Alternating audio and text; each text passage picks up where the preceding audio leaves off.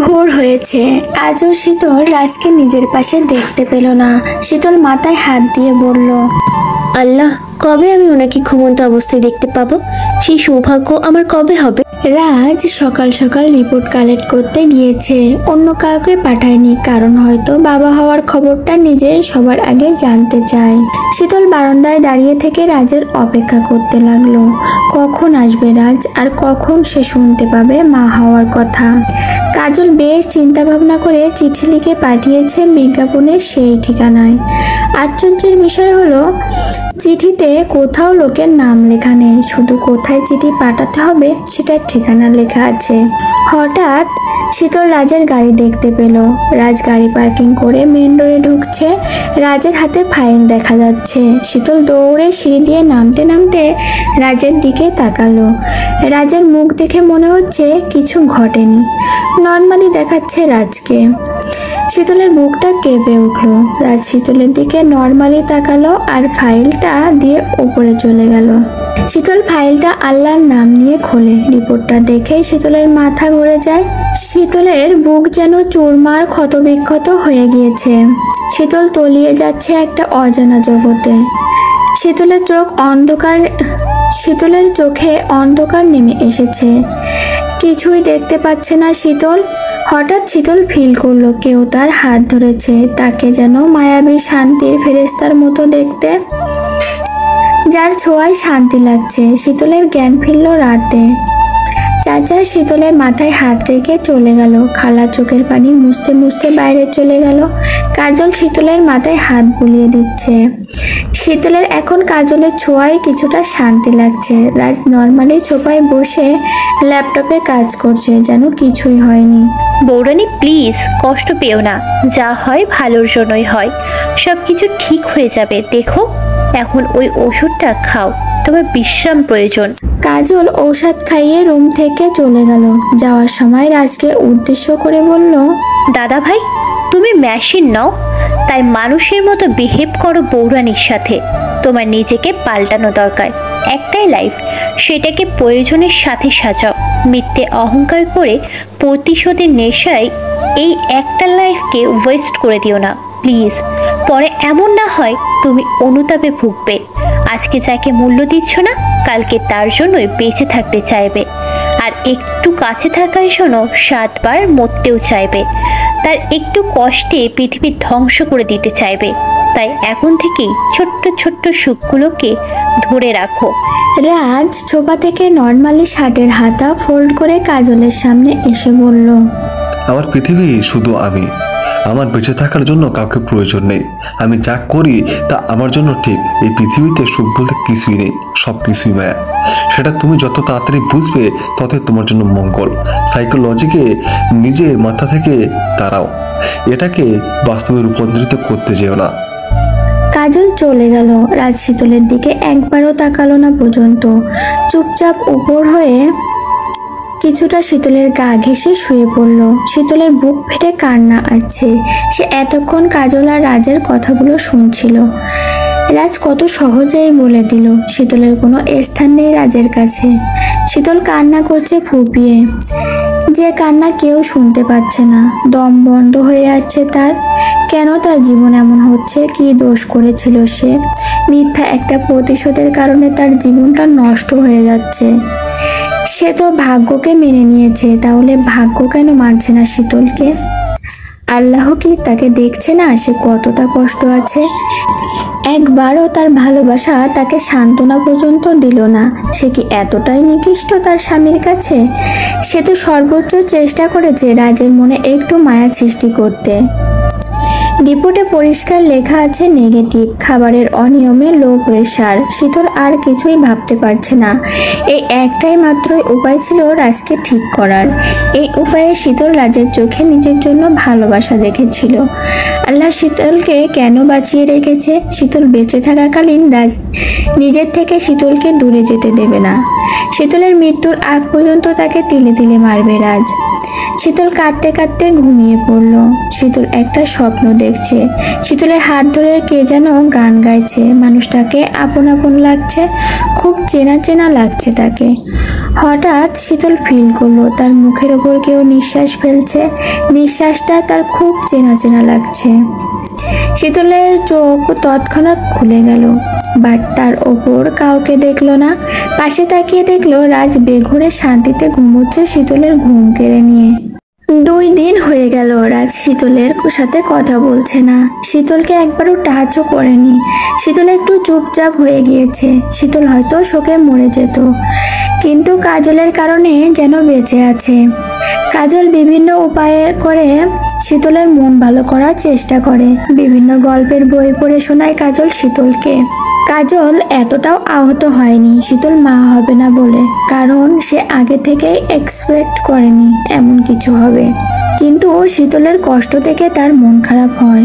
অন্য আর একটা বিষয়ও কাজলের মন খারাপ, এখনো চিঠির উত্তর পায়নি কাজল সে বিজ্ঞাপনের লোকের থেকে। হয়তো লোককে আরো অনেকেই চিঠি পাঠিয়েছেন, সেখানে কাজলের ছোট হলুদ রঙের লাল পেপারে লেখা অগোছালো চিঠি বড়ই বেমানান। মানুষের মন খুবই বিচিত্র, সহজে পাওয়া জিনিসের প্রতি কোনো মূল্যায়ন করে না। কাজল দুপুরে শীতলকে খাইয়ে দিচ্ছে। শীতল খেতে চাচ্ছিল না। রাজকে খাবারের কথা ফোনে জিজ্ঞাসা করতে রাজ ধমক দিয়ে ফোন কেটে দেয়। কাজল শীতলকে খাইয়ে দিয়ে একটু ভিসিআরের একটা ফানি ভিডিও দেখার জন্য জোর করে ছোপায় বসিয়ে রাখে। ভিডিওটা দেখে কাজল হাসতে শুরু করে। কাজলের হাসি দেখে শীতলের হাসি পেল না। কাজল সেটা দেখে রেগে শীতলকে গোতাগুতি দেয়। এবার শীতল হেসে ফেলে। বৌরানী, কেন মন মারা হয়ে থাকো তুমি? এতদিন চেষ্টা করেছো, আর কিছুদিন চেষ্টা করো, দেখবে আল্লাহ তোমায় নিরাশ করবে না। তোমার কপালে এত সুখ লেখে আছে কি বলবো। খুব শীঘ্রই এমন একটা ঘটনা ঘটবে যা তোমার জীবনকে পাল্টে দেবে। কয়েকদিন হয়ে গেল শীতল শুয়ে আছে, রাজ বেডে বসে কাজ করছে। কাজল জোর করে শীতলকে সুন্দর করে সাজিয়েছে, গায়ে মন মাতানো পারফিউম লাগিয়ে দিয়েছে শীতলের। রাজ একটু পর পর শীতলের দিকে তাকাচ্ছে, শীতল অবশ্য সেটা খেয়াল করছে না। শীতল ভাবছে কবে রাজ তাকে আপন করে নেবে। শীতলকে অবাক করে দিয়ে রাজ কাজ বন্ধ করে দিয়ে শীতলকে জড়িয়ে ধরে তার চুলের সুবাস নিতে শুরু করলো। শীতলের এমন রাগ উঠলো যে রাজকে ধাক্কা দিয়ে সরিয়ে দিল। রাজ একেবারে বেড থেকে পড়ে গেল। রাজ রেগে শীতলের দিকে তাকালো। শীতল এখন এতটা ভয় পায় না রাজকে। সে উল্টো দিকে মুখ করে শুয়ে পড়ল। রাজ নর্মালি নিচ থেকে উঠে শীতলের পাশে শুয়ে পড়ল। শীতল ভেবেছে রাজ অপমান হওয়ার পর তার কাছে আসবে না, তাকে ছোবে না। কথায় আছে কুকুরকে বিশ্বাস করা যায়, তবু কোনো ছেলেকে না। রাজ শীতলকে হঠাৎ জোর করে জড়িয়ে ধরলো। 2 হাত দিয়ে শীতলের হাত চেপে ধরলো, পা দিয়ে শীতলের পা আঁকড়ে ধরলো। শীতল রাজের কাছ থেকে নিজেকে ছাড়াতে পারছে না। শীতল রেগে রাজের গালে একটা কামড় দিল। এমন জোরে কামড় খেয়ে রাজ একটু রিয়াক্ট করেনি, যেন তার শরীরে গন্ডারের চামড়া। তোমার তো মা হওয়ার ইচ্ছা, তাহলে এসো তোমাকে মা বানিয়ে দিই। তারপর আমি আর আমার বাবু মিলে তোমাকে তিলে তিলে কষ্ট দেব। আরো 2 দিন কেটে গেল, রাজের কোনো পরিবর্তন হচ্ছে না। কাজলের কাছে এখনো কোনো চিঠির উত্তর আসেনি। শীতল আর কাজল একদিন শপিংয়ে গেল। অনেক কেনাকাটার পর গাড়িতে বসতে গিয়ে শীতলকে কে যেন ডেকে উঠলো নাম ধরে। শীতল পেছনে তাকিয়ে দেখলো তার মা। শীতলের মা শীতলকে দেখে জড়িয়ে ধরলো। শীতলের মা জোর করে শীতলকে বাড়ি যেতে বলল। কাজল শীতলকে অভয় দিয়ে বাড়ি যেতে বলল। শীতলের হঠাৎ মনে পড়লো বাড়ি গেলে ভাইয়ের কাছ থেকে কোনো ক্লু নিশ্চয়ই পাওয়া যাবে। রোজ মাঝে মাঝে ডায়েরি লিখত। আজও টেবিলে বসে একটা ডায়েরিতে কি যেন লিখছে, আমার অন্ধ প্রেম। আর কিছু লিখতে পারলো না। তার আগে রোদ তার বাবার চিৎকার শুনলো।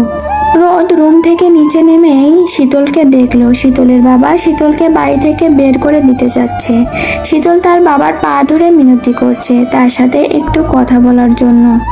দেখুন মিসেস রোজ, আপনি এখান থেকে চলে যান। আপনার স্বামী জানতে পারলে সমস্যা হবে। আপনি এখন এই বাড়ির মেয়ে না, এখন আপনি অন্য কারোর বউ।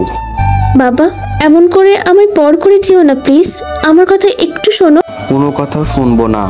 আপনার স্বামীর সোসাইটিতে সম্মান না থাকতে পারে, বাট আমার আছে। আমার এখন একটা সন্তান, আর সেটা হলো রোদ। কাজল শীতলকে টানছে এখান থেকে চলে যেতে। শীতলের মা আঁচল দিয়ে চোখ মুছছে। এমন সময় রোদ তার বাবাকে বলে সে বাড়ি থেকে চলে যাবে যদি শীতলকে বাড়িতে থাকতে না দেয়। পরিবেশ বেশ থমথমে হলো। রোদের বাবা কিছু না বলে সিঁড়ি দিয়ে উপরে চলে গেল। রোদের দিকে একবার তাকিয়ে রোদকে দেখেই শীতল রোদের বুকে ঝাঁপিয়ে পড়ে। ভাই বোন দুজনেই কাঁদছে। দূর পাগলি, কাঁদছিস কেন? রাজকে আমি চিনি তো, সে আমার কলিজার টুকরো। বোনের চোখে পানি আসতে দেয় না নিশ্চয়ই, সেজন্য তোর চোখের পানি জমে রেখেছিলি যেন আমার বুকে এসে কাঁদতে পারিস, তাই না? শীতল মনে মনে বলল, ভাইয়া রে, তুমি তো জানো না তোমার বন্ধু আমার চোখের পানি বেশি ভালোবাসে। আমার মুখে কখনো হাসি আসতে দেয় না। কান্না আমার নিত্যদিনের সাথী। তুমি তো জানো না তোমার বোনকে কিভাবে প্রতিদিন ধর্ষণ করা হয়। এগুলো জানলে তুমি তো আমার স্বামীকে টুকরো টুকরো করেই ফেলবে। এই জন্য কখনো তোমায় আমার কষ্টগুলো বলতে পারবো না। রোদ নিজের ঘরে নিয়ে গেল শীতলকে আর কাজলকে। শীতলের হঠাৎ চোখে পড়ল রোদের ডায়েরিটা। এই ডায়েরিতে রোদ তার সব কথা লেখে। নিশ্চয়ই রোজার বিষয়ে কিছু লেখা আছে। ডায়েরিটা নিয়ে এখান থেকে যেতে হবে। এদিকে রাজ অফিস থেকে এসে পড়েছে। সিকিউরিটি জানিয়েছে শীতল আর কাজল এখন কোথায় আছে। রাজ শীতলের মুখোমুখি দাঁড়িয়ে আছে। চাচা আর খালা তাদের বিষয়ে কিচ্ছু জানে না। কাজল অবশ্য আন্দাজ করেছে রাজ আর শীতলের সম্পর্ক কীরকম। রাজ কাজলকে নিজের রুমে লক করে রেখেছে। চাচাকে অন্য একটা কাজে পাঠিয়েছে রাজ, আর খালাকে বাজারে পাঠানো হয়েছে। তোমার এত বড় সাহস কি করে হলো ডার্লিং? আমার কথা অমান্য করো কেন তুমি? ওদের সাথে দেখা করলে? শীতল ভয়ে ভয়ে বলল, আমি যেতে দেখা করিনি, শপিং মলে মায়ের সাথে দেখা হয়েছে। মা আমাকে জোর করে নিয়ে গিয়েছিল। জোর করবে বলে যেতেই হবে নাকি? আমি তোমার স্বামী, আমি যা বলবো সেটাই তোমার করতে হবে, এবং এটাই তোমার আজীবনের ধর্ম। শীতল মাথা নিচু করে আছে। শীতল জানে রাজের সাথে তর্ক করে লাভ নেই, বরং ক্ষতি হবে তার কথা বাড়ালে। শতবার বোঝালেও রাজকে বোঝানো যাবে না। স্টুপিড, ফুল, ননসেন্স গার্ল, চুপ করে আসো কেন এখন? কথাটা বলেই রাজ সামনে থাকা টেবিলে লাথি দিল। সাথে সাথে টেবিল ভেঙে দুভাগ হয়ে গেল। দেখুন, আমি যেমন আপনার স্ত্রী, তেমনি আমি আমার বাবা মায়ের মেয়ে আর আমার ভাইয়ের বোন। আপনার প্রতি আমার যে দায়িত্ব আছে তা আমার পরিবারের প্রতিও আছে। আমার পরিবার আপনার সাথে কি করেছে নিতান্তই আপনার ব্যাপার। আমি এসব কিছুই জানি না, আর জানতেও চাই না। আপনি আমায় বলতেও ঘৃণা লাগছে। জোর করে আমায় বিয়ে করে এই নরকে আটকে রেখেছেন। আপনি যা বলেন তাই করি, বাট আমার নিজস্ব একান্তমূলক কিছু আছে যা সবার থেকে। আমি আমার পরিবারকে ছাড়তে পারবো না, কোনো মতেই আমি ছাড়তে পারবো না। এটা আপনি আপনার মাথায় ঢুকিয়ে নিন। কথাগুলো বলার পরেই রাজ ঠাস করে শীতলকে থাপ্পড় মারল। শীতল থাপ্পড় খেয়ে পড়ে গেল ভাঙা টেবিলের কোণে। মাথাটা ফেটে গিয়ে ব্লিডিং বের হচ্ছে। রাজ শীতলকে খেয়াল করেনি। এত বড় সাহস তোমার? আমার মুখে মুখে কথা বলো। আমি যা বলবো তোমাকে তাই করতে হবে। শীতলের কিছুটা জ্ঞান আছে, এখনো পুরোপুরি জ্ঞান হারায়নি শীতল। রাজ আবার বলল, তোমার ভাইয়ের কারণে আমার বোন মারা গিয়েছে। তোমার ভাই আমার ছোট বোনকে খুন করেছে, প্রতারণা করেছে সে আমার বন্ধুকে। তুমি জানতে চাচ্ছিলে না কেন তোমাকে ধর্ষণ করা হয়েছিল? আমার বোন হত্যার প্রতিশোধের কারণে তোমার সাথে এমন করা হয়েছে। শীতল ফ্লোর থেকে উঠে দাঁড়ালো। রাজ আবার বলতে শুরু করলো, আমার বোনকে নিজের হাতে কবর দেওয়ার সময় আমি প্রতিজ্ঞা করেছিলাম যে আমার থেকে আমার বোনকে কেড়ে নিয়েছে, তার থেকে আমি তার বোনকেও কেড়ে নেব। তার বোনকে এমন শাস্তি দেব যে, আশা করি বুঝতে পেরেছো কি শাস্তি তোমায় দিচ্ছি। তোমার নিস্তার নেই শীতল। কিন্তু আপনি তো আমায় ভালোবাসেন, তাই না? বাঁচতাম, কিন্তু এখন তোমায় ভালোবাসি না। তুমি আমার চরম শত্রুর বোন, মানে আমার শত্রু। তোমাকে ভালোবাসা যায় না, শুধু কষ্ট দেওয়া যায়। সারা জীবন তোমাকে কষ্ট দিয়ে যাব। প্রতিশোধ কিসের নিচ্ছেন আপনি? আমি কিছু করেছি আপনার সাথে? তুমি না করলেও তুমি আমার শত্রুর বোন। তোমাদের কারণে আমি আমার বোনকে হারিয়েছি। দেখুন, যা হয়েছে তা অনেক আগে হয়েছে। এখন আমি আপনার স্ত্রী, আমাদের বিয়ে হয়েছে। যেভাবেই হোক না কেন আমরা এখন স্বামী স্ত্রী। আপনার কথা ভুল হচ্ছে। আপনার বোন আত্মহত্যা ভুল বুঝে করেছে, যেটা একটা অ্যাক্সিডেন্ট। আপনি প্রতিশোধের কথা ভুলে যান। প্রতিশোধ নিলে অনেকগুলো জীবন নষ্ট হয়ে যাবে। আমি আপনাকে মেনে নিয়েছি, আপনিও আমাকে মেনে নিন। কি বললে তুমি? আমার বোনের মৃত্যু অ্যাক্সিডেন্ট? এত সহজে সব ভুলে যাব? তোমাকে ধর্ষণ করে বিয়ে করেছি, সেটা যদি তোমার ভাই জানে তাহলে কতটা কষ্ট হবে ভাবো তো। এত সুন্দর করে সবকিছু সাজিয়েছি কি ভুলে যাওয়ার জন্য? দয়া করে এসব ভুলে যান। প্রতিশোধ নিয়ে কি হবে? প্রতিশোধ নিলে আপনার বোনের আত্মা কষ্ট পাবে। তার চেয়ে বরং আমাকে মেনে নিন। ভাইয়াকে এসব কিছু বলবেন না। ভাইয়াকে সরাসরি রোজার ব্যাপারে সব কিছু খুলে বলুন। হতে পারে আপনার ভুল ভাঙবে। আমি সব ভুলে গিয়েছি। আমি আপনার কোমল হৃদয় অনুভব করেছি। আমি আপনাকে ভালোবাসি। শীতল রাজের হাত ধরে কথাগুলো বলল। রাজ কথাগুলো শুনে হাসতে শুরু করলো। তুমি আমায় ভালোবাসো? জি, এটা আমি বিশ্বাস করতে বলছো? বিশ্বাস করুন, আমি আপনাকে ভালোবাসি। আপনার সাথে সংসার করতে চাই। ভাই যেরকম বোনও তার মতো। তুমি আমার হাত থেকে বাঁচার জন্য আমাকে ফাঁসাতে চাচ্ছ, বাট কি বলতো, আমাকে ফাঁসানো এত সহজ না। তোমার প্রতি আমার যে ভালোবাসা ছিল তা মরে গিয়েছে। আমার সাথে সুখের সংসার করার কথা ভুলে ভেবো না। তোমার নিস্তার নেই আমার থেকে। রাজ শীতলের হাত ছাড়িয়ে রুম থেকে বেরিয়ে গেল। শীতল বসে পড়ল ফ্লোরে। শীতল ভেবে কুল পাচ্ছে না কিভাবে সে রাজের মন থেকে প্রতিশোধের আগুন নিভাবে। রাজ তো বিশ্বাস করলো না শীতল তাকে ভালোবাসে, তার সাথে সংসার করতে চায়। শীতল তার বাড়ি থেকে আসার সময় রোদের ডায়েরি লুকিয়ে এনেছিল। বিকেল হয়েছে, রাজ বাসায় নেই। কাজল শীতলের মাথায় ব্যান্ডেজ বেঁধে দিয়েছে। কাজল শীতলকে বারবার বলেছে রাজ আর শীতলের সব কথা খুলে বলতে, বাট শীতল বলেছে সময় হলে খুলে বলবে। রাতে শীতল বেডে বসে বসে পুরো ডায়েরি পড়ে অবাক হয়ে গেল। রোদও রোজাকে ভালোবাসতো, বাট শীতলের বাবা রোদের বন্ধুর মেয়ের সাথে বিয়ে ঠিক করে রেখেছিল। শীতলের বাবা সেখানে কথা দিয়েছিল। শীতলের বাবা সোসাইটির একজন অতি সম্মানী লোক। শীতলের বাবা রোদকে কসম দিয়েছে যেন নিজে পছন্দ মতো বিয়ে না করে। রোজা যেদিন রোদকে ভালোবাসার কথা জানায় সেদিন রোদ বলেছিল তার বিয়ে ঠিক হয়ে আছে। রোজা সেটা বিশ্বাস করেনি। রোদ রোজাকে সর্বোচ্চ বুঝিয়েছে, বাট রোজা বোঝেনি। বাড়ি ফেরার পথে রোজা সোজা রোডে দাঁড়িয়েছিল, যার কারণে তার মৃত্যু হয়। রোদ এখনও রোজাকে ভালোবাসে, সেজন্য রোদ শপথ করেছে কখনো অন্য কাউকে বিয়ে করবে না। বাবা তাকে নিজের পছন্দ মতো বিয়ে করতে কসম দিয়েছে, বাট এটা বলেনি যে বাবার পছন্দ মতো বিয়ে করতেই হবে। রোদ রোজার ভালোবাসা নিয়ে মরতে চায়। শীতল ডায়েরি পড়া শেষ করে বারান্দায় গেল। তাদের জীবনটা পুরোটাই ভুল বোঝাবুঝির ওপর চলছে। রোজার মৃত্যু একটা অ্যাক্সিডেন্ট, তাতে রোদের কোনো হাত নেই। রাজ রোদকে ভুল বুঝছে। শীতল ভাবছে রাজকে এখন কিছু বলা যাবে না, এখন বললে সে কিছুই বিশ্বাস করবে না। তার চেয়ে বরং সে ধীরে ধীরে রাজকে বোঝাবে রোজার মৃত্যু একটা অ্যাক্সিডেন্ট। রোদ রোজাকে ধোঁকা দেয়নি। রোদ রোজাকে ভালোবাসে, আর যার জন্য সে কখনো বিয়ে না করার শপথ নিয়েছে। রোদ রোজার মৃত্যুর জন্য নিজেকে দায়ী করছে। শীতল প্ল্যান করে নিয়েছে ধীরে ধীরে রাজের ভুল ভাঙিয়ে নেবে আর রাজের মনে নিজের জায়গা করে নেবে। দুদিন পর কাজলের কাছে চিঠির উত্তর এলো, সাথে একটা গিফটও পাঠিয়েছে সেই লোক। পারফিউম পাঠিয়েছে কাজলকে, একটা ছোট্ট চিরকুটও পাঠিয়েছে লোকটা। ধন্যবাদ সুপ্রিয় পত্রমিতা, আপনি আমায় চিঠি লিখে কিছুটা সঙ্গ দিতে পেরেছেন। ভেবেছিলাম আধুনিক যুগে কেউ আমায় চিঠি লিখবে না। আমি অন্তত খুশি অনুভব করছি। আমার পক্ষ থেকে ছোট্ট একটা উপহার পাঠালাম। অধমের নাম হিমালয়। কাজল এইটুকু চিঠি বারবার পড়ে বুঝতে পারছে না লোকটা কি তাকে আরও চিঠি লিখতে বলেছে নাকি বলেনি। রাজ আর শীতলের বিয়ের প্রায় 8 মাস চলতে শুরু করেছে। এখনও রাজকে বোঝাতে পারেনি শীতল তাকে ভালোবাসে। নানাভাবে রাজ শীতলকে অপমান করে। শীতলকে দেখলে নাকি রোজার কথা মনে পড়ে রাজের। রাজ শীতলকে সহ্যই করতে পারে না। শীতল সর্বোচ্চ চেষ্টা করে রাজের মন জয় করার। সব সময় রাজের কথায় চলে সে। রাজের চাওয়া পাওয়া সর্বোচ্চ খেয়াল রাখে শীতল। শীতল রাজকে মনে প্রাণে ধর্মে রাজকে স্বামী হিসেবে মেনে নিয়েছে।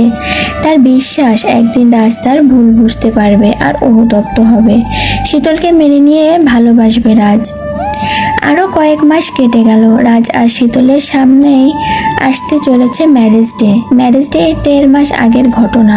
সেদিন শীতল বুঝতে পেরেছে কিছু চাওয়া অপূর্ণ থাকে, কিছু মানুষ আপন হয় না, কখনো কিছু মানুষ পাল্টায় না। সেদিন ছিল রাজের একটা ডিল সাকসেস এর পার্টি। রাজ শীতলকে নিয়ে পার্টি অ্যাটেন্ড করতে যায়। পার্টিতে সব কাপেল ইনভাইটেড ছিল, তাই রাজকে ও শীতলকে নিয়ে যেতে বাধ্য হয়েছিল। পার্টিতে রাজের একটা ক্লায়েন্ট বারবার শীতলকে ডিস্টার্ব করছিল। শীতল ইগনোর করছিল বিষয়টা। রাজ তার জন্য ক্লায়েন্টের আপ্যায়ন করার জন্য বিজি ছিল। লোকটা শীতলের গায়ে হাত দেওয়ার চেষ্টা করছিল বারবার। শীতল ইগনোর করছিল। লোকটা এক পর্যায়ে শীতলকে কিছু কথা বলে। শীতল, আপনি জানেন আপনি কতটা সুন্দরী? মিস্টার রাজের কোনো অধিকার নেই আপনাকে পাওয়ার বা আপনার সাথে থাকার। কি বলতে চান আপনি? আমি একজন ইন্টারন্যাশনাল বিজনেসম্যান আর রাজ হলো ন্যাশনাল বিজনেসম্যান। সো বুঝতেই পারছেন সোসাইটিতে কার কতটা মূল্যায়ন। আপনি এসব আমি বলছেন কেন? ঠিক আছে, আপনাকে সরাসরি বলছি, যদিও ভূমিকা করা আমার পছন্দ না। আমি আপনার রূপে মুগ্ধ হয়েছি। আমি আপনাকে বিয়ে করতে চাই। রাজকে আজকেই ছেড়ে দিন আর আমার হাত ধরুন। আপনাকে রাজরানী বানিয়ে রাখবো। কথাটা বলেই শীতলের কোমর জড়িয়ে ধরল লোকটা। শীতল লেগে লোকটাকে থাপ্পড় মারে আর সেখান থেকে চলে যায়। শীতল গাড়িতে বসে বসে কান্না করে অনেক। আজকে রাজ যদি তাকে সম্মান করত, ভালোবাসতো, তাহলে এমন হতো না। বাইরের লোক এত অপমান করতে পারতো না। শীতল এটাও ভাবছে রাজ তার সাথে যাই করুক না কেন কখনো শীতলকে ধোঁকা দেয়নি বা কোনো মেয়েকে তাদের মাঝে নিয়ে আসেনি। রাজ শীতল ছাড়া কারোর দিকে তাকায়ও না। শীতল ভেবেছে রাজকে লোকের ব্যাপারে বললে সে লোকটাকে উচিত শিক্ষা দেবে। শীতল ভুল ছিল। সে রাজকে লোকের কথা বলতেই রাজ বলে, লোকটা তোমায় ধরেছে, তোমাকে রেপ করেনি। আর তোমার তাকে পছন্দ হলে চলে যেতে পারো, তাহলে আমার হাত থেকে বাঁচতে পারবে। লোকটা তোমাকে আমার থেকেও বেশি সুখ দিতে পারবে। শীতল রাজের গালে একটা থাপ্পড় দিল। চারিদিকে ঘন অন্ধকার। পরিত্যক্ত একটা রাস্তা দিয়ে ড্রাইভ করছে রাজ। রাজ আজ প্রচুর ড্রিঙ্ক করেছে। আজকেও রাজ শীতলের গায়ে হাত দিয়েছে। শীতল ফ্লোরে বসে বসে কান্না করছে। নাক দিয়ে ব্লিডিং পড়ছে। ঠোঁট কেটেও গিয়েছে অনেকটুকু। গাল দুটো ফেটে গিয়েছে। শীতলের গায়ে বেশ অনেক জায়গায় আঘাত করেছে রাজ। রাজ আজকে প্রমাণ করে দিল তার কাছে প্রতিশোধ সবচেয়ে বড়। রাজ আরও প্রমাণ করেছে সে কখনো ঠিক হবে না। শীতল বুঝতে পেরেছে সে বৃথা চেষ্টা করছিল। কি করেনি শীতল রাজকে অপমান করে নিতে? কি করেনি শীতল রাজকে আপন করে নিতে? একটা ভুল বোঝাবুঝি কে রাজকে তার জীবন লক্ষ্য করে নিয়েছে। একটা ভুল বোঝাবুঝিকে রাজ তার জীবনকে লক্ষ্য করে নিয়েছে। শীতল তার সর্বোচ্চ চেষ্টা করেছে নিজের ভালোবাসা দিয়ে রাজকে স্বাভাবিক জীবনে ফিরিয়ে আনতে, বাট শীতল ব্যর্থ হয়েছে। আজ রাজ স্পষ্ট বলে দিয়েছে শীতলের কোনো জায়গা নেই রাজের জীবনে। রাজ বলেছে শীতলের প্রয়োজন শেষ রাজের কাছে। শীতলের কোনো ব্যাপারে সে মাথা ঘামাবে না। সকাল হয়েছে। শীতল ফ্লোরে ঘুমিয়ে পড়েছিল। একটা রিংটোনে তার ঘুম ভাঙলো। শীতল ফোন রিসিভ করলো। টেলিফোন থেকে কেউ ফোন করেছে। রাজের অ্যাক্সিডেন্ট হয়েছে। সে এখন মেমোরিয়াল ক্লিনিকে ভর্তি। সিচুয়েশন গুরুতর রাজের। শীতলের হাত পা কেঁপে উঠল খবর শুনে। শীতল তাড়াতাড়ি ক্লিনিকে গেল। বাড়িতে কাউকে না জানিয়েই গেল ক্লিনিকে গিয়ে রাজের কেবিনে ঢোকার সময় শীতলের হার্টবিট বাড়তে শুরু করলো।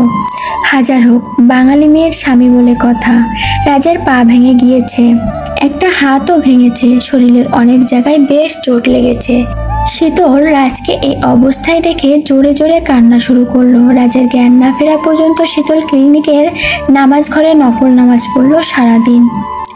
রাজের জ্ঞান ফেরার পর রাজকে বাসায় শিফট করা হয়। ডক্টর বলেছে রাজ ঠিক নাও হতে পারে, কারণ রাজের চোটগুলো বেশ বড় রকমের ছিল। রাজ কখনো নিজের পায়ে দাঁড়াতেও পারবে না, এটা শীতল ভাবতেই পারছে না। রাজের জ্ঞান ফেরার পর শীতলকে দেখে রাজ অসহায় দৃষ্টি নিয়ে তাকিয়েছিল শীতলের দিকে।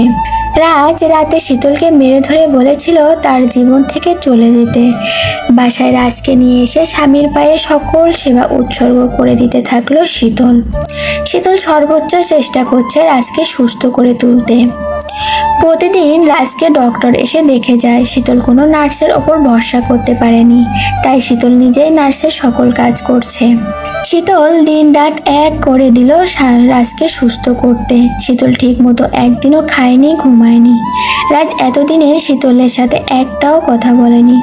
শীতল শুধু প্রয়োজনীয় কথাবার্তা বলতো রাজের সাথে। রাজ শীতলকে খুব কাছ থেকে দেখলো। শীতলের মায়াবতী রূপ এর আগেও দেখেছে রাজ।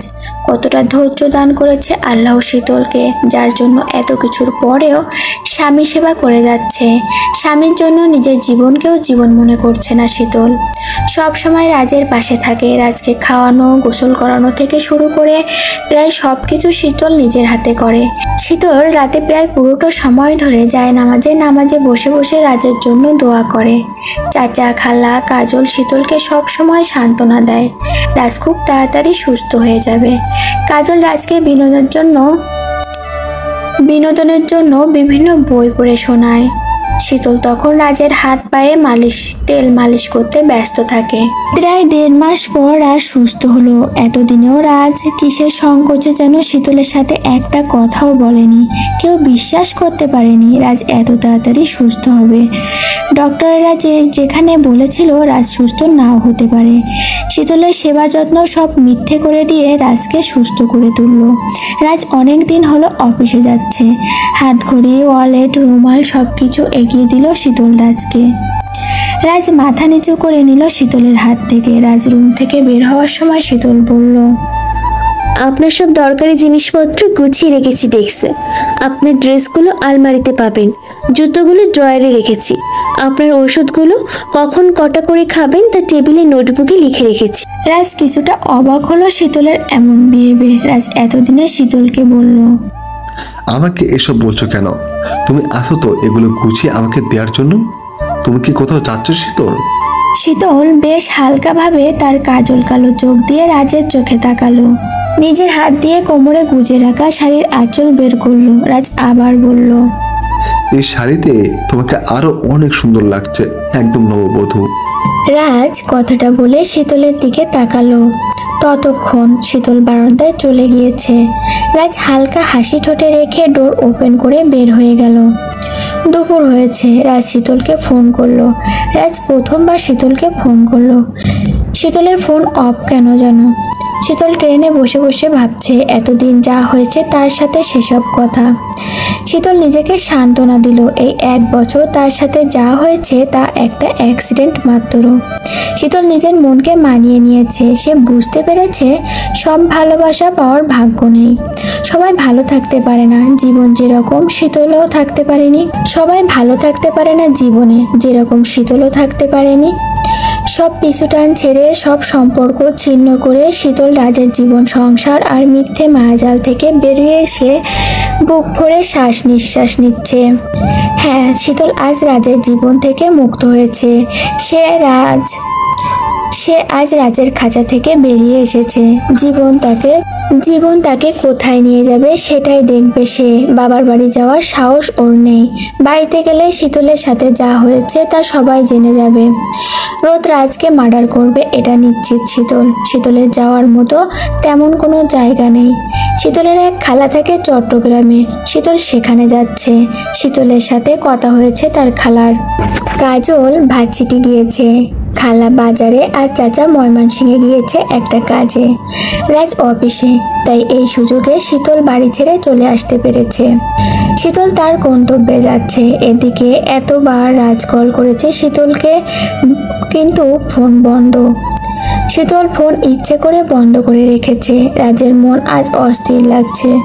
সকালে শীতলের বিহেভিয়ার তেমন সুবিধার ছিল না। রাজ তাড়াতাড়ি বাসায় আসলো ঝড়ের গতিতে ড্রাইভ করে। রাজ কাঁপা কাঁপা পায়ে বাসায় ঢুকলো। শীতলের নাম ধরে কয়েকবার ডাক দিল। শীতল, কোথায় তুমি? আমি এসেছি। সাড়া দিচ্ছ না কেন? তুমি তো সব সময় আমাকে অফিস থেকে আসার সময় লেবু পানি দিতে, তাহলে আজকে দিচ্ছ না কেন? শীতল, খুব খারাপ হবে কিন্তু, তুমি আসছো না কেন? রাজ রুমে ঢুকলো, ভাবলো শীতল আগের মতোই কাঁদছে, হয়তো বালিশে মুখ গুজে উপর হয়ে শুয়ে। রুমে গিয়ে দেখলো রুম ফাঁকা, বিছানায় একটা কাগজ আর একটা ডায়েরি রাখা। রাজ কাগজটা খুলে পড়তে শুরু করলো। প্রাণপ্রিয় স্বামী, যখন এই চিঠিটা পড়ছেন তখন আমি অনেক দূরে। আপনি বলেছেন আমার প্রয়োজন শেষ আর আমাকে চলে যেতে আপনার জীবন থেকে। আজ আমি তাই করেছি। আমাদের বিয়ে হয়েছিল ধর্ম মতে, তাই নিজের ভাগ্যকে মেনে নিয়েছি। আপনাকেও মেনে নিয়েছিলাম যেদিন আপনার ডায়েরি পড়েছিলাম। আপনি আমায় নাকি ভালোবাসতেন এক সময়। এই কথা জানার পর থেকে আমার মনে আপনার জন্য ভালোবাসা জন্মেছিল। আপনি একটা মেয়ের থেকে তার সবচেয়ে বড় সম্মান কেড়ে নিয়েছেন। আপনার অহংকারে ভরা প্রতিশোধের জন্য আপনি একটা মেয়ের খুশি ছিনিয়ে নিয়েছেন। তার আশা ভরসার জীবনকে নরকে পরিণত করেছে। এত কিছুর পরও মেয়েটা আপনার সাথে সুখে থাকতে চেয়েছে, বাট আপনি তা চাননি। আপনি চেয়েছেন আপনার ভুল বোঝাবুঝির মিথ্যে একটা প্রতিশোধ। বিছানায় একটা ডায়েরি দিয়ে গেলাম, দয়া করে ওটা পড়বেন, তাহলে আশা করি আপনার ভুল ভাঙবে। আপনার সাথে থাকতে থাকতে আপনার কঠোরতার ভেতরে একটা কোমল হৃদয় দেখতে পেয়েছিলাম, তাই আপনাকে নিজের মতো করে গড়ে নিতে চেয়েছিলাম। শত অপমান করেছেন, তবুও বারবার আপনার কাছে ফিরে গিয়েছি একটু ভালোবাসা পাওয়ার জন্য। কিন্তু বিনিময়ে আপনি আমায় দিয়েছেন অপমান আর অপমান। কি দোষ ছিল আমার? কি করেছিলাম আমি? কেন ধর্ষণ করলে আমায়? কেন আমার সম্মানটুকু কেড়ে নিলেন? এসবের কৈফিয়ত কখনো আপনাকে দিতে হবে না বলেই আমি চলে গেলাম। আমি অনেক চেষ্টা করেছি আপনার সাথে থাকার আর আপনাকে ভালোবাসা বোঝাতে, কিন্তু আমি আজ ব্যর্থ। আমি থাকলে, আমাকে দেখলে আপনি আপনার বোনের কথা মনে করে কষ্ট পাবেন। আমাকে কষ্ট দিয়েছেন বলে আমি আপনাকে কষ্ট দেব না। আমি আপনাকে সকল কষ্ট আর দায় থেকে মুক্ত করে দিলাম। আপনি মুক্ত, মুক্ত এবং মুক্ত। আমি আর ফিরবো না, তাই আমায় খুঁজবেন না কখনো। আপনাকে আমার ভালোবাসা থেকে মুক্ত করলাম। নতুন জীবন শুরু করুন কাউকে নিয়ে। 1 বছর যা ঘটেছে তা একটা অ্যাক্সিডেন্ট, তাই সব ভুলে যান। ইতি শীতল। শীতল সন্ধ্যায় তার খালার বাসায় গেল। খালা তাকে দেখে খুশি হলো। শীতলের ছোট্ট একটা খালাতো ভাইয়া আছে। খালাকে জড়িয়ে ধরে কতক্ষণ কথা বলে একটা রুমে নিয়ে গেল খালা। শীতল রুমে বসে বসে কতক্ষণ কাঁদলো, তারপর না খেয়ে হালকা ডোজের একটা স্লিপিং পিল খেয়ে শুয়ে পড়লো।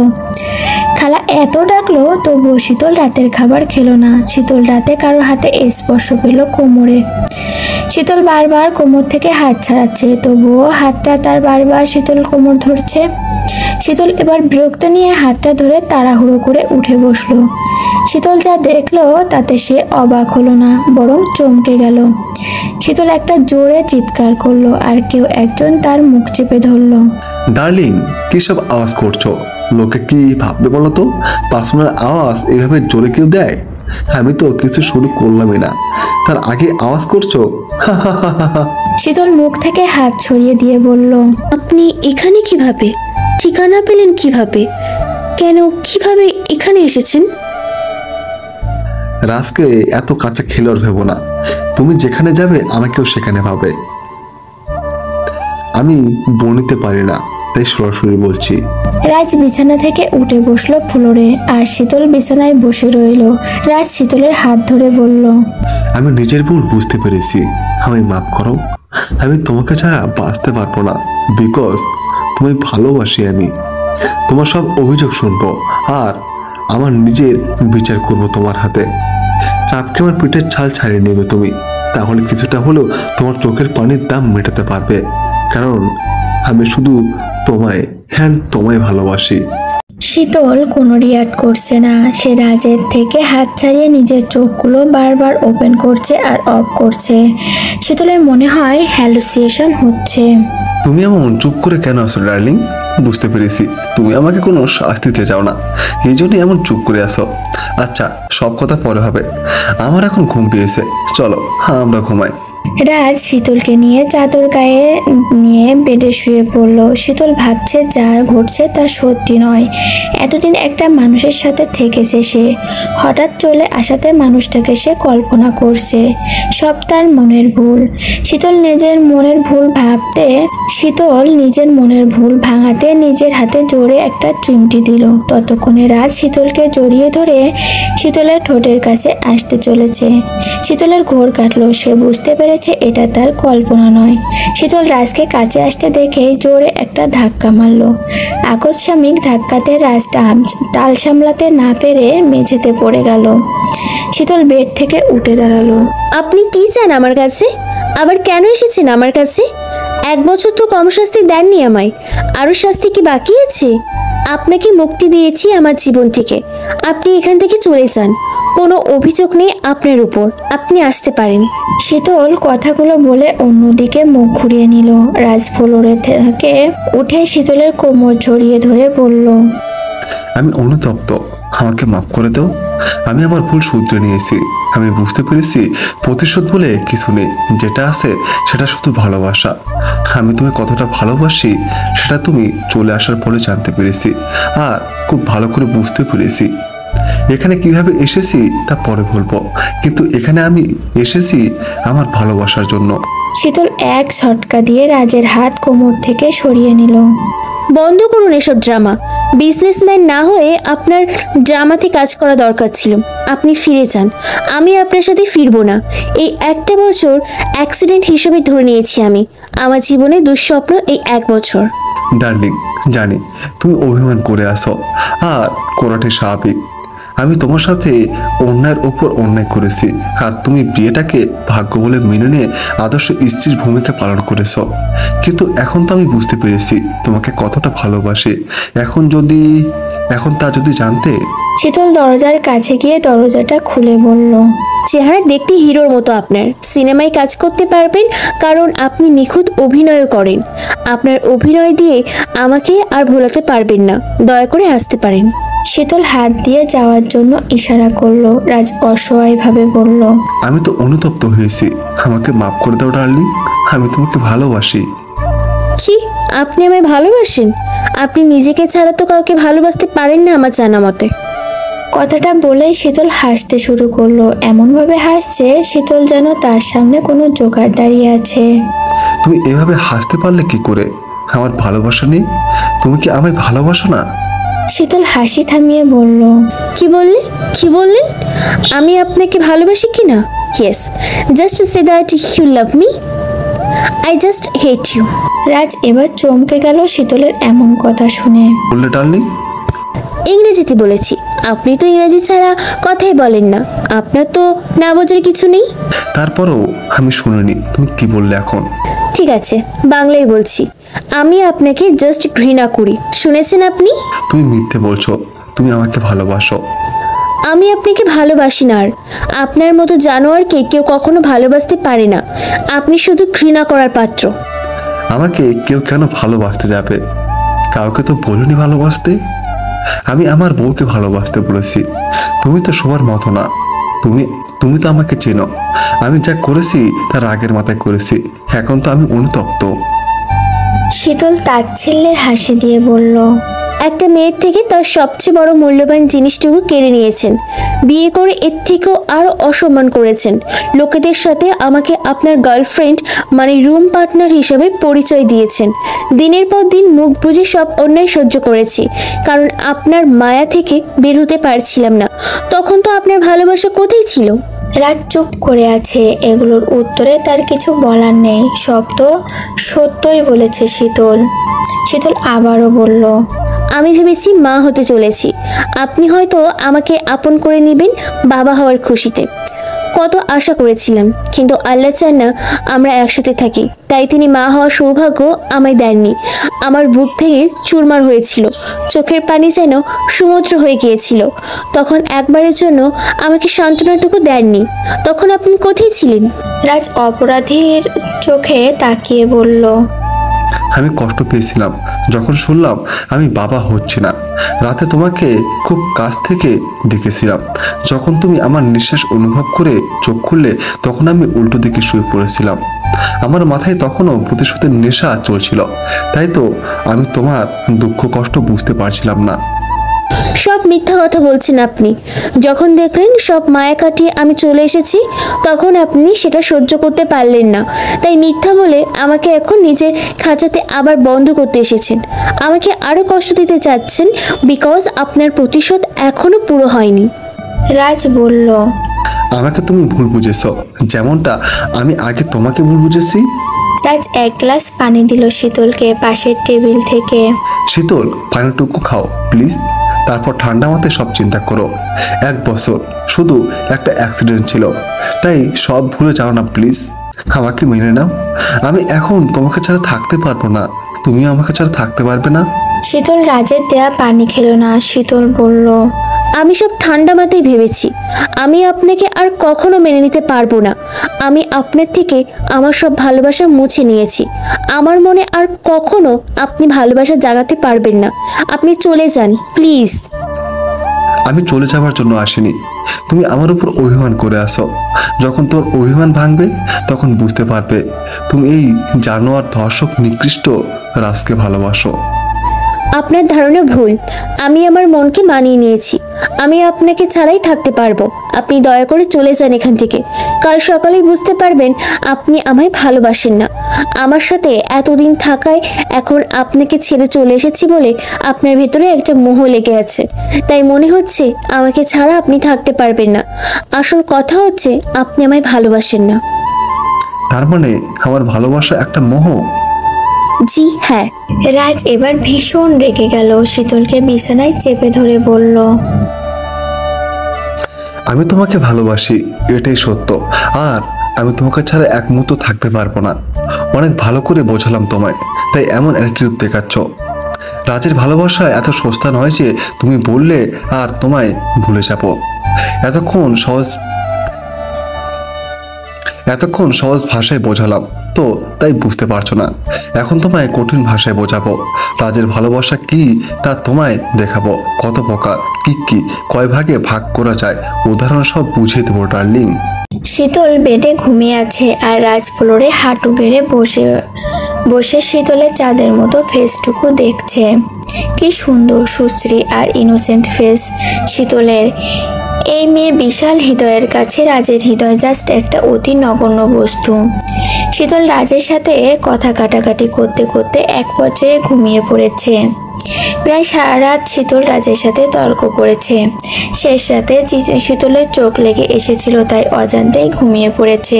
রাজ একটুও ঘুমায়নি সারা রাত। সেও শীতলকে বুঝিয়েছে সে অনুতপ্ত, আর শীতলের ভালোবাসা ফিল করেছে সে। শীতলকে ছাড়া থাকতে পারবে না রাজ।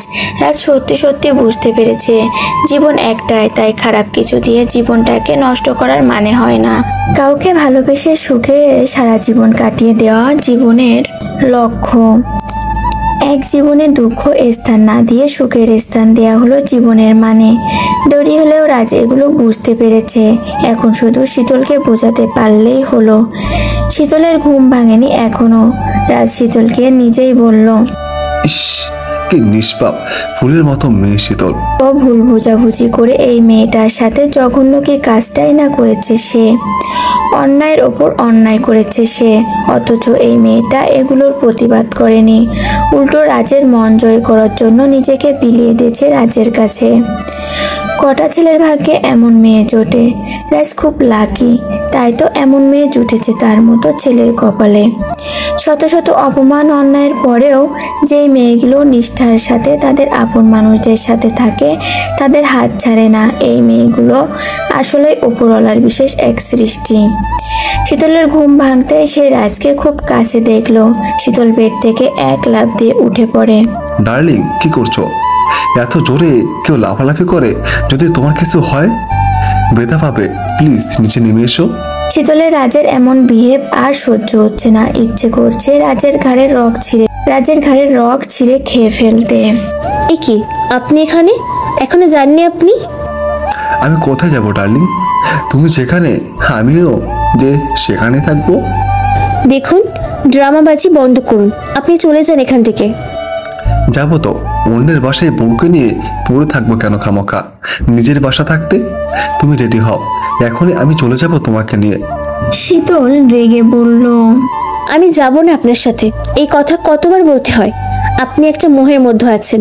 মোহ কেটে গেলে আপনি খুশি হবেন, বিকজ শীতল নামের ঝামেলা আপনার থেকে চলে গিয়েছে। রাজের এখন ভীষণ রাগ হচ্ছে। রাজ রাগ কন্ট্রোল না করতে পেরে দাঁতে দাঁত চেপে বলল, আমরা কখন যাচ্ছি ডার্লিং? আমি যাব না, যাব না অ্যান্ড যাব না। রাজ নিজেকে শুধরে নিচ্ছিল কিছুটা, বাট শীতলের এমন কথা শুনে রাজ রাগ কন্ট্রোল করতে না পেরে পাশে থাকা টেবিলে হাত দিয়ে একটা ঘুষি দিল। শীতল ভয়ে চমকে গেল। রাজও কিছুটা ইতস্তত বোধ করলো এমন বিহেভ করে। ডার্লিং, আই এম সরি, আসলে আমি নিজের রাগ কন্ট্রোল করতে পারিনি। আপনি কখনো শুধরাবার নন, বৃথা চেষ্টা করছেন। শীতল ডোর ওপেন করে রুমের বাইরে চলে গেল। রাজ বেডে এক লাথি দিয়ে বসে পড়ল ছোপায়। শীতল কিচেনে যেতেই তার খালা বলল, কি রে, ঘুম কেমন হলো? জামাই বাবাজি উঠছে ঘুম থেকে? আচ্ছা খালামণি, তুমি তো শুধু জানতে আমার বিয়ে হয়েছে, এটা তো জানো না কার সাথে বিয়ে হয়েছে, তাই না? আগে জানতাম না, তবে জামাই বাবাজি নিজের পরিচয় যখন দিয়েছে তখন জানলাম। শীতলের মাথায় কিছুই ঢুকছে না। রাজ কেমন করে এত সহজে খোঁজ পেল, কিভাবে এটা সে বুঝতে পারছে না। শীতল মা, সোফায় বস, গিয়ে তোর জন্য কফি আনছি। শীতল সোফায় বসতে বসতে দেখে রাজ আর তার খালাতো ভাই শাওন সিঁড়ি দিয়ে নিচে নামছে হাসতে হাসতে। রাজ এসে শীতলের গায়ে ঘেঁষে বসে। কি ভাবছো ডার্লিং? শীতল কিছু বলল না। রাজ আবার বলল, ভাবছো তোমাকে কিভাবে খুঁজে পেলাম, তাই না? শীতল এবার রাজের দিকে তাকালো। রাজ বলল, দুদিন আগে টেবিলে চট্টগ্রামের টিকিট দেখেছিলাম, তখন বিষয়টা এত খেয়াল করিনি। তুমি চলে আসার পরে বুঝতে পারলাম তুমি চট্টগ্রামে এসেছো তোমার খালামণির বাড়িতে। অনেক আগে আমার শালাবাবুর সাথে এসেছিলাম। রোদ বলেছিল চট্টগ্রামে তোমাদের একমাত্র খালামণি থাকে, আর কেউ না। তো ব্যাস, 2 আর 2 4 মিলিয়ে দিলাম আর তোমার পাশে চলে এলাম। শীতলের এবার বেশ রাগ উঠছে নিজের ওপর। কেন যে সে টেবিলে টিকিট রেখেছিল, নিজের চুল নিজেই ছিঁড়তে ইচ্ছে করছে। ডার্লিং, রেগে নিজের চুল ছেঁড়ার কথা ভেবো না, বিকজ তোমার চুলের সুবাস আমি 3 মাইল দূর থেকেও চিনতে পারি। তোমার চুল আর চুলের সুবাস আমাকে বলে দিয়েছে তুমি কোথায়। রাজ কথাটা শীতলের কোমর ধরে চুলে নিজের নাক ডুবিয়ে বলল। শীতল রেগে রাজকে নিজের থেকে ছাড়িয়ে চলে গেল। সকালে শীতল কিছু খেলো না রাগে দুঃখে। সে তো সব কিছু ভুলে যেতে চায়, তাহলে আবার কেন সব কিছু তার সামনে আসছে? রাজ কেন এরকম করছে? রাজ এখন কি চায় তার কাছে? খালামণি ভেবেছে শীতল অভিমান করে রাজকে ছেড়ে চলে এসেছে। খালা তো জানে না রাজ কি করেছে তাদের আদরের শীতলের সাথে। রাজ বেডে বসে কাঁদছে। আশ্চর্যের বিষয় হলো, এতক্ষণ শীতলের চোখের পানিতে শাড়ি ভিজে যাওয়ার কথা, অথচ শাড়িটা ভেজা না একটুও। শীতল আর চোখে তাকিয়ে রাজকে দেখতে পেল। রাজ তার 2 হাত দিয়ে শীতলের চোখের সামনে ধরে রেখেছে। এক ফোঁটা পানিও রাজ মাটিতে পড়তে দিচ্ছে না। ডার্লিং, নিজেকে আর কষ্ট দিও না, একবার আমাকে সুযোগ দাও, দেখবে তোমার মুখে খুশিতে ভরিয়ে দেব। আজ পর্যন্ত তোমাকে যত কষ্ট দিয়েছি, তার বদলে তোমার সকল কষ্টে আমার ভালোবাসার মলম লাগাবো। শীতল হালকা গলায় বলল, 1 বছরের নরক যন্ত্রণা 1 রাতের মধ্যে ভুলে যাব? শীতল বেড থেকে উঠে বসে ওয়াশরুমে চলে গেল। রাজ হাঁটু গেড়ে ফ্লোরে বসে বসে ভাবলো, শীতল ঠিক বলেছে, এতদিনের কষ্ট 1 রাতে ভোলা সম্ভব নয়। বাট রাজ এত সহজে হার মানার পাত্র নয়। সে শীতলের মান ভাঙিয়ে নিজের করে নেবেই। দুপুরে রাজ খালামণির আদেশে টেবিলে খেতে বসেছে। রাজ খাবার এখনো মুখে দেয়নি, শীতলের জন্য ওয়েট করছে।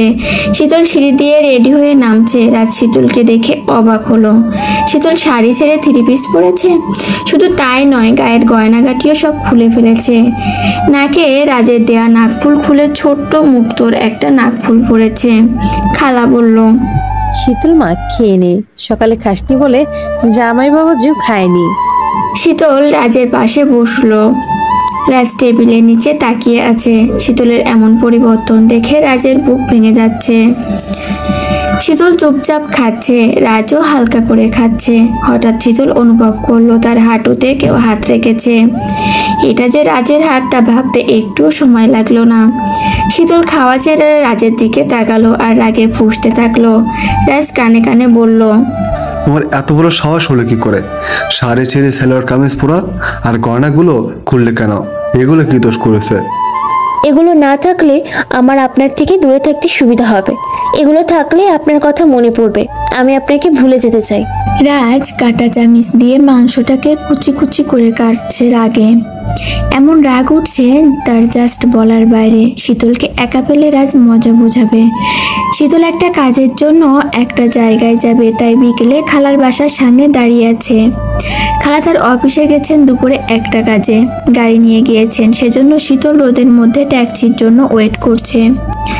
রাজের অসুস্থ থাকাকালীন শীতল তার বান্ধবীকে দিয়ে ভার্সিটি থেকে সব প্রয়োজনীয় পেপার সমূহ তুলে এনেছে। রাজের কাছ থেকে চলে আসার পর তো তাকে কিছু একটা করতে হবে, বাবার বাসায় যাওয়া তো সম্ভব না। হঠাৎ রাজা একটা কার নিয়ে শীতলের সামনে এলো, দরজা খুলে দিয়ে বলল, ডার্লিং, এই কারে বসে কারটাকে ধন্য করো। নো থ্যাঙ্কস, আমার দরকার নেই। শীতল রাস্তা দিয়ে হেঁটে হেঁটেই যেতে শুরু করলো রোদের মধ্যে। রাজও ছোলো করে ড্রাইভ করছে শীতলের পাশে পাশে। রাজ গান গাইছে শীতলকে শুনিয়ে শুনিয়ে। চুমকি চলেছে একা পথে, সঙ্গী হলে দোষ কি তাতে? রাগ করে না লক্ষ্মী সোনা, রাখলে তোমায় লাগে আরো ভালো। চুমকি চলেছে একা পথে। হঠাৎ একটা ছেলে এসে শীতলকে লিফট দিল আর শীতল কিছু না বলে উঠে বসে চলে গেল। রাজের সামনে কেউ শীতলকে নিয়ে গেল। এটা দেখে রাজের মাথায় আগুন জ্বলছে। সে লোকটাকে খুন করবে। রাজ ড্রাইভ করছে, শীতল তার সাথে করে বসে আছে তার সাথে পাল্লা দিয়ে। রাজ ড্রাইভ করছে, শীতল যার সাথে বসে আছে তার সাথে পাল্লা দিয়ে।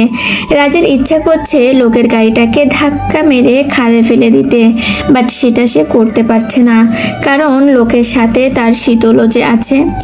রাজ কিছুই করতে পারছে না শীতলের জন্য। রাজের সামনে কেউ তার ওয়াইফকে কারে বসিয়ে নিয়ে যাচ্ছে, সেটা তার সহ্য হচ্ছে না। লোকের কার একটা কমপ্লেক্সের সামনে থামলো। শীতল কার থেকে নামা মাত্রই লোকটা শীতলকে একটা কিসের যেন কার দিল। শীতল নাচতে নাচতে সিঁড়ি বেয়ে কমপ্লেক্সের ভেতরে চলে গেল।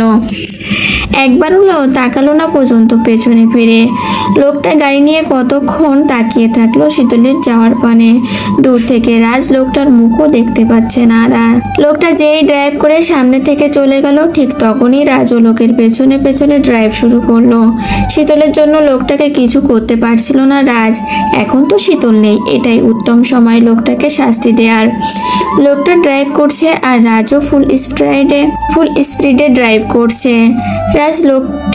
রাজ লোকের গাড়ির কাছাকাছি এসে পাশে থাকা ছোট্ট একটা কাঁধে ধাক্কা মেরে ফেলে দিল লোকসহ লোকের গাড়িকে। রাজ একটু স্বস্তির নিঃশ্বাস ফেললো। রাজ অনেকক্ষণ যাবৎ দাঁড়িয়ে আছে শীতলের অপেক্ষায়। হঠাৎ রাজ দেখতে পেল রাস্তার পাশে থাকা একটা কপোতিকে। দুজন মিলে হাত ধরে রোডের পাশে দিয়ে হেঁটে যাচ্ছে। রাজের মনে পড়ল কক্সবাজারে শীতলও ওদের মতো রাজের হাত ধরে সমুদ্রের পাশ ঘেঁষে হাঁটতে চেয়েছিল। রাজ তখন শীতলকে একটা ধমক দিয়েছিল। নিমিষে শীতলের হাসি মুখটা একেবারে বিষণ্ণতায় ঢেকে গিয়েছিল। শীতলকে রাজ বের হতে দেখে শীতলের সামনে গাড়ি নিয়ে দাঁড়ালো রাজ। রাজ গাড়ি থেকে নেমে শীতলকে বলল, তুমি এখানে কি করতে এসেছিলে, আর তোমার হাতে কিসের পেপার? শীতল জবাব না দিয়ে হেঁটে যেতে লাগলো। তোমাকে কিছু জিজ্ঞেস করেছি শীতল? শীতল পেছনে তাকিয়ে বলল, আমার খেয়ে পড়ে চলতে হবে তো, তাই এখানে এসেছিলাম কাজের জন্য। রাজের মাথা আউট হয়ে গেল। কি বলছে শীতল? বাংলাদেশে রাজের কয়েকটা বিজনেস আছে, কত কত শ্রমিক তার এখানে কাজ করে, আর তার শীতল তার বউ হয়ে অন্যের এখানে জব করবে। রাজের ইচ্ছে করছে শীতলের দুই গালে দুটো থাপ্পড় মারতে। রাজ নিজেকে কন্ট্রোল করে বলল, ডার্লিং এখন বাসায় চলো, এই বিষয় নিয়ে পরে কথা হবে। শীতলকে কিছু বলতে সুযোগ না দিয়েই রাজ তাকে কোলে তুলে নিয়ে গাড়িতে বসালো। আরে আরে, কি করছেন আপনি? এটা রোড মিনিমাম লজ্জা বোধটুকু নেই? শীতলকে সিটে বসে সিট বেল্ট বাঁধতে বাঁধতে বলল, নিজের বউকে কোলে নিয়েছি, কে কি বলবে? কার ঘাড়ে কটা মাথা যে রাজের কাজে বাধা দেবে? আর তোমাকে কোলে নেয়াতে লজ্জার কি হলো? শীতল আর কথা বাড়ালো না। রাজ ড্রাইভ করে খালামনির বাসায় নিয়ে আসলো শীতলকে। গেস্ট রুমে বসে শীতল চুল চিরুনি করছে। এমন সময় একটা ফোন এলো শীতলের ফোনে। রাজ বেডে বসে বসে শীতলকে দেখছিল। শীতলকে যে ফোন করেছে সে ছিল হবু বর। রাজের সাথে শীতলের বিয়ের আগে শীতলের বাবা শীতলের বিয়ে ঠিক করেছিল। শীতল ফোন ধরার সাহস পাচ্ছে না, রাজ জানতে পারলে ঝামেলা করবে। রাজ লক্ষ্য করছে শীতলের ফোনে রিংটোন বাজছে। কি হলো ডার্লিং, ফোন ধরছো না কেন? আমার ইচ্ছা তাই ধরছি না। তাহলে আমি রিসিভ করব? আপনি কে? আমার ফোন আপনি ধরবেন কেন? আমি কে তোমার, তাই না? রাজ কথাটা বলে শীতলের দিকে এগোতে লাগলো। খবরদার আমার কাছে আসার চেষ্টা করবেন না। আসলে কি করবে শুনি? আমি আপনাকে হাতে থাকা চিরুনি দিয়ে শীতল রাজের দিকে এগিয়ে দিল। এই চিরুনি দিয়ে আপনার মাথা ফাটাবো। রাজ শীতলের কাছে এসে শীতলের থেকে চিরুনিটা কেড়ে নিল আর দূরে ছুঁড়ে মারলো। রাজ শীতলকে পেছন থেকে জড়িয়ে ধরে কানে কানে বলল, আমাকে মাফ করে দাও, চলো আমরা আমাদের বাসায় চলে যাই। শীতল শান্ত গলায় বলল, আমি যাব না, আপনার সাথে থাকবো না, আপনি একা চলে যান, আমার বর্তমানে কোনো বাড়ি নেই। শীতলের এমন কথা শুনে রাজ অসহায় দৃষ্টিতে তাকালো শীতলের দিকে। শীতল দৃষ্টি নামিয়ে নিল, কারণ রাজের চোখের দিকে তাকালে শীতলের মত পাল্টে যাবে, রাজের মায়ায় পড়ে যাবে। শীতল নিচে তাকিয়ে আছে। রাজ কিছুক্ষণ চুপচাপ শীতলকে দেখলো, তারপর শীতলকে জড়িয়ে ধরলো। শীতল রাজকে ছাড়ানোর চেষ্টা করলো। রাজ শীতলকে ছাড়াতো দূরের কথা, আরো জোরে জড়িয়ে ধরলো। কি করছেন কি? ছাড়ুন আমায়। না, ছাড়বো না তোমাকে, পারলে তুমি আমার থেকে ছাড়িয়ে দেখাও। শীতল চেষ্টা করেও পারল না নিজেকে রাজের কাছ থেকে ছাড়াতে। রাজ শীতলকে বেডে নিয়ে গেল। রাজ শীতলের গালে কপালে ঠোঁটে ইচ্ছে মতো কিস করতে শুরু করলো। শীতল রাজকে থামাতে পারছে না। এক সময় শীতল রাজকে আটকালো না। শীতল এক হাত দিয়ে রাজের চুল আঁকড়ে ধরলো আর অন্য হাত দিয়ে বিছানার চাদর আঁকড়ে ধরলো। শীতলের চোখ বেয়ে পানি পড়ছে, সুখের পানি না দুঃখের পানি সেটা শীতল বুঝতে পারছে না। শীতল আর কোনো মায়ায় জড়াতে চায় না। শীতল বাকিটা জীবন একা কাটিয়ে দিতে চায়। শীতলের জীবনে যা হয়েছে তা ভাবলে শীতলের শরীর কেঁপে ওঠে। দুনিয়াতে সে নরক যন্ত্রণা সহ্য করেছে বিনা দোষে। জীবনের প্রতি তার ঘৃণা এসে গেছে। রাজ নিজের শার্ট খুলে ফেললো। এবার রাজ শীতলের ওড়নাটা ফ্লোরে ফেলে দিল। রাজ শীতলের জামাতে হাত দিতে শীতল বলল, আপনার মনের শখ মিটেছে তো? এগুলোর জন্যই আপনি আমাকে ছাড়তে চাচ্ছেন না, তাই না? রাজ ভাবতে পারিনি শীতল এই মুহূর্তে এমন কথা বলবে। শীতল, তুমি ভুল ভাবছো, আমি তোমার স্বামী, তোমাকে ছাড়ার অধিকার আমার আছে। আপনি আমার স্বামী, এটাই আমার জীবনের সবচেয়ে বড় কষ্ট। শীতল বেড থেকে উঠে ফ্লোর থেকে ওড়না নিয়ে ওয়াশরুমে চলে গেল। শীতল পানি দিয়ে মুখ ধুচ্ছে আর মিররে তাকিয়ে কান্না করছে। রাজ ওয়াশরুমে ডোরে নক দিয়ে ডাকছে শীতলকে। শীতল, ডোর ওপেন করো, তুমি কাঁদছো কেন? আর কেঁদো না প্লিজ, আমাকে মাফ করে দাও প্লিজ, ফিরে চলো তোমার বাড়িতে, তোমার সংসারে। রাতে শীতল অপর পাশ ফিরে ঘুমোচ্ছে। রাজ এদিকে ছটপট করছে শীতলের জন্য। শীতল এটা বুঝতে পারছে না। সে বিভোর ঘুমে আচ্ছন্ন। সকালে শীতল চোখ খুলে দেখে রাজ তাকে আষ্টে পৃষ্ঠে জড়িয়ে ধরে ঘুমিয়ে আছে। শীতল ভেবেছিল রাজকে তখন ওভাবে বলাতে রাজ কখনো তাকে ছুবে না। শীতল বুঝতে পারলো ছেলেদের অপমান বোধটুকুও নেই। ছেলেদের বিশ্বাস তো করাই যায় না। নাস্তা খেয়ে শীতল আর তার খালাতো ভাই শাওনকে নিয়ে শপিংয়ে গেল। রাজও তাদের সঙ্গে গেল। শীতল নিতে চায়নি রাজকে, বাট খালামণির প্রাপিরিতে রাজকে নিতে হলো। শপিং মলে যেতেই শীতলকে কেউ ডেকে উঠলো। কালো রঙের শার্টে বেশ ফর্সা একটা ছেলে, রাজের থেকেও ইয়াং। শাওন হঠাৎ রাজকে বলল, জিজু জিজু, এটা তোমার সতীন, শীতলাপুর সাথে বিয়ে হবার কথা ছিল। এই লোককে আমি জিজু বলে ডাকতাম। এখন যেমন তোমাকে ডাকি জিজু, শাওন কথাগুলো বলেই বাঁকা হাসি দিল। শপিং করতে গিয়ে রাত জানতে পারলো ছেলেটা শীতলের ক্লাসমেট ছিল। ছেলেটা শীতলের সমবয়সী প্লাস বন্ধু। ছেলেটার বাবা আর শীতলের বাবা ছিলেন বন্ধু। শীতলের সাথে কালকে যাকে দেখেছিল রাজ, এই ছেলেটা হলো সেই ছেলে। ছেলেটা শীতলকে বলল কাল শীতলকে নামিয়ে দেওয়ার পর কে যেন তার কারকে ধাক্কা দিয়ে খাদে ফেলে দিয়েছিল। শীতল ভুরু কুঁচকে রাজের দিকে তাকালো, রাজও ভুরু কুঁচকে শীতলের দিকে তাকালো। মাথা নাড়িয়ে বলল সে কিছু করেনি। রাজ ভাবছে শীতল যদি বুঝে ফেলে সে এই কাজ করেছে তাহলে তো শীতল আরও বেঁকে বসবে। এমনিতেই রাজের আচরণ শীতলের পছন্দ নয়। শপিং মলে পুরোটা সময় ধরে ছেলেটা কথা বলল, 1 সেকেন্ডের জন্য থামলো না তার কথা। শীতলও বেশ স্বাভাবিকভাবেই কথা বলছে ছেলেটার সাথে। শীতল একটা শার্টের স্টলে গিয়ে বলল, সজল দেখ তো এটা কেমন। রাজ মনে করেছিল শীতল তাকে শার্টটা দেবে, তার জন্য পছন্দ করেছে শার্ট। শীতল শার্টটা সোজাসুজি সজলকে পরতে দিল।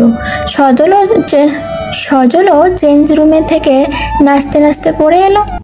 সজল পারফেক্ট ম্যাচ হয়েছে, তোমায় মানিয়েছে। নাচতে নাচতে পড়ে এলো। রাজের সামনে শীতল অন্য কাউকে শার্ট পছন্দ করে দিল, এটা রাজের হজম হলো না। রাজ সজলকে অবজার্ভ করলো। দেখতে ফর্সা, লম্বা, বেশ হ্যান্ডসাম, শীতলের সমবয়সী। রাজ সামনে থাকা একটা মিররে নিজেকে দেখলো। তার চেহারা নিয়ে সে কিছুটা চিন্তিত। রাজের পেছনে সব মেয়েরা ঘুরে বেড়াতো। বিদেশে পড়াকালীন রাজ বলতে সেখানে মেয়েরা অজ্ঞান ছিল। রাজ কখনো নিজের চেহারা নিয়ে আফসোস করেনি, করতেও হয়নি। বাট সজলের কাছে নিজেকে ছোট মনে হচ্ছে। এটা মনে হচ্ছে সজল আর শীতলের সমবয়সীর জন্য। রাজ মিররে দেখা শেষ হতেই দেখলো শাওন তার দিকে তাকিয়ে হাসছে। জিজু তুমি কি তোমার সতীনের সাথে কম্পিটিশন করছো? রাজ ভুরু কুঁচকে তাকালো শাওনের দিকে। এতটুকু ছেলের কি ব্রেন। সজল সবাইকে পৌঁছে দিল নিজের কারে। রাজের কার শপিংয়েই পড়ে রইল। রাজ রুমে বসে আছে আর শীতলের অসমে বসে আছে। রাজ চিন্তা ভাবনা করে ঠিক করলো শীতলকে ঢাকায় নিজের কাছে নিয়ে যেতে হবে, যেখানে কোনো থার্ড পারসন থাকবে না। সেখানে শীতল রাগ করুক, অভিমান করুক, সেটা শুধু রাজের সাথেই করবে।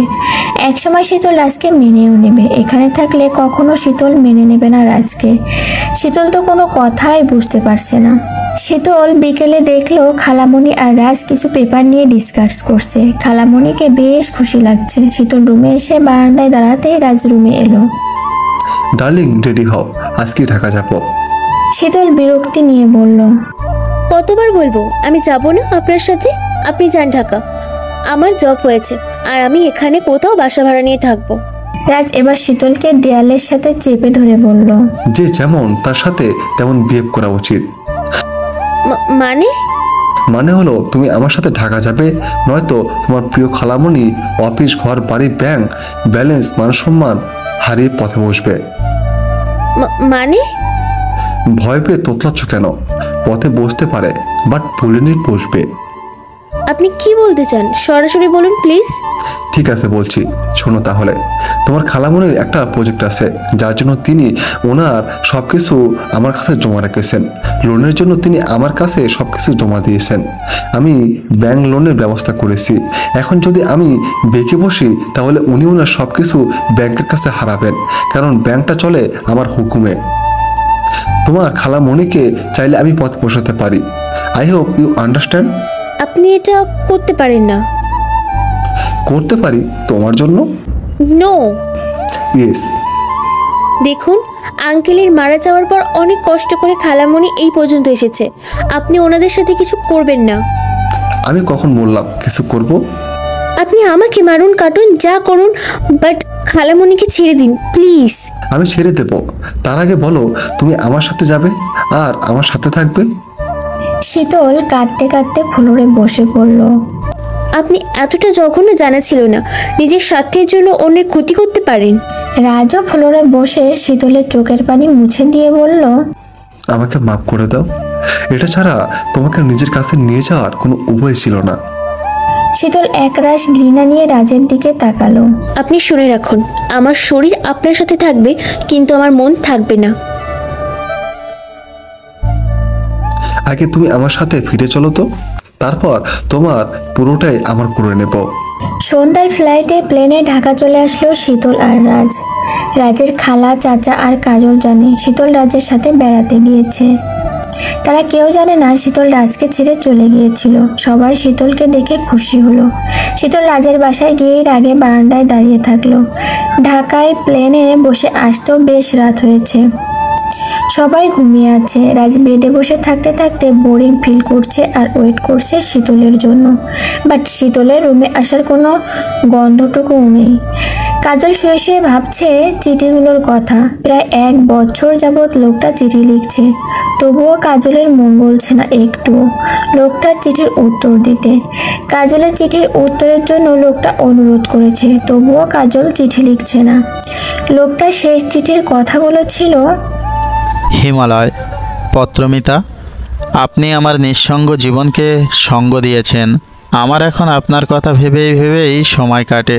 সব সময় ভাবি কিভাবে আপনাকে চিঠি লিখব আর আপনি তার উত্তর দেবেন। আপনি দয়া করে আমাকে চিঠির উত্তর দেবেন আশা করি। সব সময় আপনার চিঠির জন্য ওয়েট করি, কিন্তু আপনার কোনো চিঠি আসে না। বিনীত অনুরোধ করলাম, এবার অন্তত একটা জবাব লিখে চিঠি পাঠাবেন। অপেক্ষায় থাকব। ইতি আপনার পত্রমিত্র হিমালয়। কাজলের এই লোকটাকে চিঠি লিখতে মন চাচ্ছে, বাট কে যেন তাকে আটকাচ্ছে।